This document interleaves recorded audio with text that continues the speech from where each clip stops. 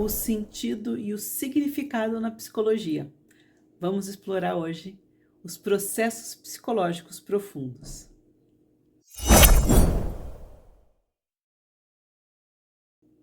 Olá, eu sou Célia Ribeiro e hoje eu vou falar um pouquinho mais como a nossa mente funciona. Vamos lá? A busca por sentido e significado é constante na nossa vida. Tudo que acontece na nossa vida, a gente busca um sentido e um significado. Mas como que isso funciona dentro do cérebro? Para a psicologia, esse tema é essencial. Mas como esmiuçar? Como entender e até, quem sabe, medir isso? Na verdade, a psicologia não busca muito medir isso. Isso seria de outras áreas. Mas é interessante estudar. Claro que o estudo de caso é uma maneira de trabalhar isso, de tratar o sentido e o significado, mas muitos autores falam disso também. Um deles é Viktor Frankl. Já ouviu falar? O sentido e o significado, ele constrói todas as percepções da nossa vida. Porque para mim uma coisa pode ter um significado, em outra cultura, em outra situação, de uma outra forma pode ter outro significado totalmente diferente e outro sentido. A gente percebe muito isso nas culturas. Eu vou dar um exemplo aqui, acho que todo mundo conhece esse exemplo, acho que fica mais fácil de ilustrar. Arrotar a mesa. No Brasil, é um sinal de falta de educação. Em outras culturas, como a do Japão, é sinal de que você gostou da comida. Então, quem está certo e quem está errado?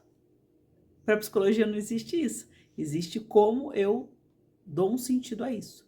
Então, é muito importante, quando eu vou em outra cultura, conhecer alguns desses costumes e entender como certas coisas funcionam, qual o sentido, qual o significado das ações. Tem sinais, né, com a mão e tudo mais, que dentro de culturas, de grupos, tem sentidos e significados. Até rolou uma polêmica esses dias aí sobre fotos que as pessoas faziam alguns sinais e que teve confusões entre facções e tudo mais, que falaram que aqueles sinais tinham a ver com aqueles grupos. Depois isso foi meio desmentido, mas verdade ou mentira, é interessante pensar que os grupos definem sinais, símbolos, e isso quer dizer certas coisas. Claro que alguns sinais que têm sido feitos por aí têm uma intenção clara. Por quê? Porque tem toda uma história que traz essa intenção. E outras são regionais, que alguns grupos não conhecem o sentido e significado de outros sinais. Então é interessante pensar nisso e saber como isso pode até ser modificado ao longo dos anos.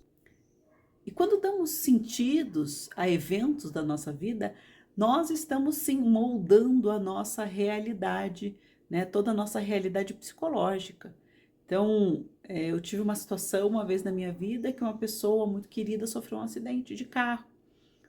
Envolveu ambulância, a pessoa foi para o hospital, teve uma vivência familiar no hospital.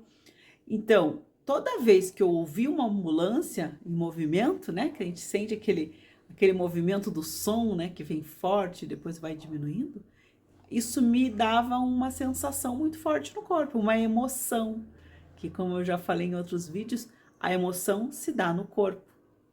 Então, durante muito tempo isso aconteceu. Hoje eu já não sinto isso mais, passaram-se muitos anos, então eu tenho outra relação. Mas isso acontece com você. O que que traz uma sensação física? Ou às vezes você escuta uma música e dá um sorriso. Por quê? Porque eu impregnei nela um sentido, um significado, que talvez antes ela não tivesse. Então, isso a gente faz o tempo todo. E quando a gente se conhece mais, isso vai ficando mais claro e mais fácil até de modular, de entender como eu posso ressignificar algumas situações. Quando eu não quero brigar, quando eu não quero uma situação difícil na minha vida. Então, Viktor Frankl, que é responsável pela logoterapia, foi um terapeuta que viveu situações muito difíceis e que na sua terapia ele trabalhava justamente com esse ressignificar para a saúde mental. Porque todos nós passamos por problemas, dificuldades, e como a gente enfrenta e encara essas situações nos dá essa resiliência para com a vida, em saber acolher a situação difícil, enfrentar, se for o caso, para ter uma vida melhor. Como a gente decide lidar com o adverso, faz toda a diferença para uma saúde mental, para como a nossa vida vai se desenvolver. A vida do Viktor Frankl foi incrível.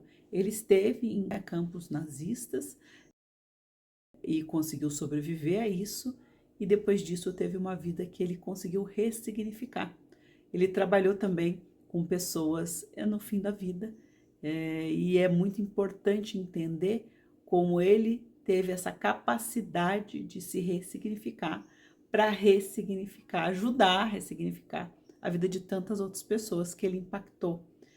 Se você quiser, escreve aí embaixo que eu faço um vídeo aqui para vocês sobre a vida de Viktor Frankl. Foi uma pessoa muito importante para a psicologia, para esse entendimento de cada um de nós. Gostou? Curta o vídeo, clica aí no sininho e compartilha com aquela pessoa que pode querer um pouquinho mais desse assunto. O que você acha? Vamos ressignificar a nossa vida? Vamos encarar os problemas de frente para que isso não nos amordace, para que isso não destrua a nossa vida? Porque todos nós vamos ter problemas e os problemas podem ser uma grande chance para ter uma vida melhor. Vamos lá? Grande abraço, até mais.